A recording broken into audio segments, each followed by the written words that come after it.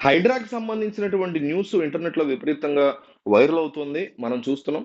అయితే ఈ హైడ్రాకి సంబంధించి అందరూ మొన్నటి వరకు పెద్దగా పట్టించుకోకపోయినా కన్వెన్షన్ సెంటర్ కూల్చేయడం తర్వాత మాత్రమే హైడ్రా ఏంటి? ఈ కథ ఏంటి? అసలు రేవంత్ రెడ్డి ఇంత అగ్రెసివ్‌గా ఎందుకు పనిచేస్తున్నారు? ఇవన్నీ అందరూ మాట్లాడుకున్నారు.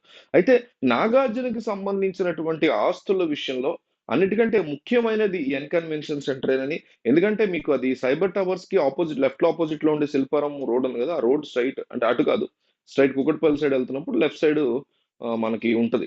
ఈ కన్వెన్షన్ సెంటర్ బాగా డబ్బున్న వాళ్ళందరూ పెళ్ళిళ్ళు గాని, పేరంటాలు గాని, బర్త్‌డే ఫంక్షన్స్ ఇట్లాంటి చిన్న చిన్న ఫంక్షన్స్ అన్నీ భారీ పెద్ద పెద్ద పెళ్ళిళ్ళు కూడా కంపల్సరీ అక్కడ చేసుకోవాలని డ్రీమ్ చాలా మంది తెలంగాణ వ్యాప్తంగా ఇప్పుడు వరంగల్, కరీంనగర్ అటు ఆంధ్రప్రదేశ్ నుంచి వచ్చి కూడా హైదరాబాద్‌లో పెళ్లి చేసుకోవాలనుకుంటే ఖచ్చితంగా అక్కడ చేసుకుంటారు డబ్బున్నోళ్ళైతే. అంత భారీ వ్యవహారం అన్నమాట అదంతా. అది కూడా దాదాపు 3.5, 4 ఎకరాలు ఈ తిమ్మిడికుంట లేక్‌లోంచి ఆక్యుపై జేసి, ఎన్‌క్రోచ్‌మెంట్ జేసి కట్టారు అనేటువంటి ఆరోపణల మేరకు దాన్ని కూల్చేశారు. అయితే ఈ అంశంలో గతంలో సమంతకి సంబంధించి చాలా ఇన్వాల్వ్‌మెంట్ ఉందనే మాటుంది. అంటే ఇందులో ఆమె ఓనర్ ఏ రకంగా కూడా కాపోయినా, మీకు గుర్తుంటే 2014లో ఆంధ్రప్రదేశ్ విభజన జరక్కముందు కేసీఆర్ అనేక సార్లు కన్వెన్షన్ సెంటర్‌ని కూల్చేస్తాము, రామోజీ ఫిల్మ్ సిటీని దుక్కులు దున్నుతామని రకరకాల కబుర్లు చెప్పారు. గెలిచిన తర్వాత ఏం చేయలేదు గానీ, గెలిచిన తర్వాత అయ్యప్ప సొసైటీ చుట్టుపక్కల అంటే తిమ్మిడికుంట లేక్ ఎన్‌క్రోచ్‌మెంట్ ఎలా అయితే కన్వెన్షన్ సెంటర్ చేశారో, మిగతా బిల్డింగ్స్ కూడా చిన్న చిన్న బిల్డింగ్స్, పీజీలు, కాంప్లెక్స్‌లు, పర్సనల్ హౌస్‌లు ఇవన్నీ కూడా ఎన్‌క్రోచ్‌మెంట్ చేశారు. ఆ లేక్ చుట్టూ ఉంటది గదా! ఒకవైపు ఇది ఉంది. ఇంకో చాలా స్పేషియస్‌గా ఉంటది కాబట్టి ఒక లేక్ 26, 30 ఎకరాలు ఉంది ఆ లేక్. సో, అందులో ఎన్‌క్రోచ్‌మెంట్ జరిగింది. వాటిని కొన్ని కొన్ని కూల్చడం మొదలెట్టారు కేసీఆర్. కరెక్ట్‌గా బుల్డోజర్స్ అన్నీ కూడా నాగార్జున ఇంటి మీదకి, నాగార్జున కన్వెన్షన్ సెంటర్ మీదకి వెళ్ళే టైంకి తెర వెనక లాబింగ్ అనేది చాలా అద్భుతంగా జరిగింది. ఈ రాజకీయ నాయకులు ఎప్పుడైనా తెర వెనక లాబింగ్‌కి చాలా పడిపోతారు. అయితే ఈ లాబింగ్ అంతా కూడా సమంత వల్లే జరిగింది. సమంత తన కోడలుగా నాగార్జునకి నమ్మలేనటువంటి మంచి హెల్ప్‌లు చేసింది. అంటే I was meant to say అసలు నాగార్జున ఈ హెల్ప్ చేయగలుగుతది సమంత అని ఊహించినటువంటి ఒక అద్భుతమైన హెల్ప్ చేసింది ఏంటంటే, కేటీఆర్‌తో ఉన్నటువంటి ఫ్రెండ్‌షిప్ కారణంగానో, లేకపోతే ఇంకో రకంగానో లాబింగ్ చేయించి అప్పట్లో కన్వెన్షన్ సెంటర్ కూలకుండా ఆపగలిగింది సమంత అనేటువంటి మాట చాలా స్ట్రాంగ్‌గా వినిపిచ్చింది. అప్పట్లోనే వినిపిచ్చింది. ఇప్పుడు కాదు. ఎందుకంటే అది జరిగిన 2 వీక్స్‌కే సమంతని బ్రాండ్ అంబాసిడర్‌గా చేశారు చేనేతకి.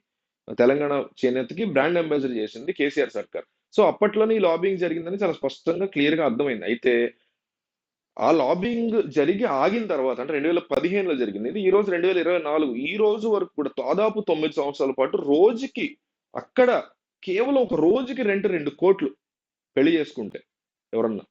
అక్కడికొచ్చేటువంటి జనాభా 3,000 మంది వరకు పడతారు. ఒక్కొక్క భోజనం 1,500-2,000 అంటే ఒక భోజనం పెడితేనే ఆ రోజు ఈజీగా 2,000 ప్లేటేసుకున్నా 2,500 మంది వచ్చారనుకున్నా 50,00,000 ఒక భోజనానికి ఆ రోజు ఏ రోజైనా ఖర్చు పెడతారు. ఈ ఈ ఏదైతే ఈ అద్దుందో మొత్తం 3 పెద్ద పెద్ద ప్లేసెస్ ఉంటాయి అక్కడ. 3 కూడా తీసుకుంటారు పెళ్లయితే.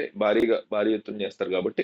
దాదాపు ఒక రోజులో 2,00,00,000 అద్దె కాకుండా మళ్ళీ భోజనానికి 50,00,000 అంటే అందులో చాలా భారీగా అమౌంట్ మిగులుద్ది. ఎప్పుడైనా ఫుడ్‌లో మార్జిన్ 50% పైన ఉంటది కదా! సో, తీనపక్షం 20,00,000 ఏసుకున్నా అప్పటి నుంచి ఇప్పటి వరకు జరిగినటువంటి పెళ్ళిళ్ళు గాని, ప్రోగ్రామ్స్ గాని, చిన్న చితక ఫంక్షన్స్ గాని అన్ని పెళ్ళిళ్ళే కాదు చిన్న ఫంక్షన్స్ ఉంటాయి. అందులో ఇంత రాకపోయినా కొంత అమౌంట్ వస్తది. ఇవన్నీ అన్ని కలుపుకుంటే ఇప్పటికి ఈ 9 సంవత్సరాల్లో నాగార్జున ఓన్లీ దాన్ని బేస్ చేసుకొని 2,500,00,00,000 దాని మీదే సంపాదించారు అనేటువంటి టాక్ అయితే చాలా స్ట్రాంగ్‌గా ఉంది. ఇది ఎగ్జాక్ట్ ఫిగర్ అని చెప్పట్లేదు. నేను ఇదే కరెక్ట్ అని కూడా చెప్పట్లేదు. జస్ట్ చెప్తున్నా. అంటే సమంత మంచితనాన్ని అడ్డం పెట్టుకొని నాగార్జున ఈ లెవెల్‌లో సంపాదించగలిగారు. కానీ ఈ కుటుంబానికి ఆ వ్యక్తి అవసరం లేదు ఇన్నాళ్ళ తర్వాత అనేటువంటి ఒక కోపాన్ని సమంతని చాలా ఎక్కువగా అభిమానించేవాళ్ళు సమంత ఫ్యాన్స్ ఈరోజు ఇంటర్నెట్‌లో క్వెషన్ చేస్తున్నారు నేరుగా నాగార్జున. ఆ రోజు అంటే వాళ్ళ ఇష్టమైన హీరోయిన్ కాబట్టి వాళ్ళు ఇట్లా చెప్తున్నారు.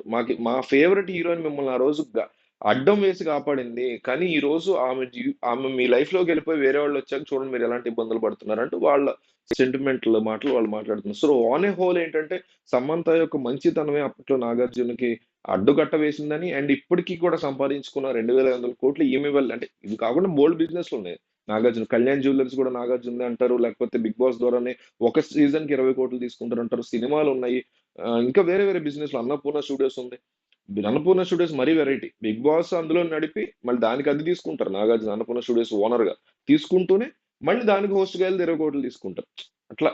సో, ఆన్ ఎ హోల్ మీరు ఒకసారి అబ్జర్వ్ చేస్తే సమంతయే అడ్డుకట్ట వేసి కాపాడింది ఈ ఫ్యామిలీని. కానీ ఇదే ఫ్యామిలీ సమంతను వద్దనుకుంది అంటూ సమంత ఫ్యాన్స్ ఇంటర్నెట్‌లో ఎక్కువగా దీని గురించి డిస్కస్ చేస్తున్నారు. దీని మీద మీ ఒపీనియన్ ఏంటనేది కొంచెం జెన్యూన్‌గా కింద రాయండి.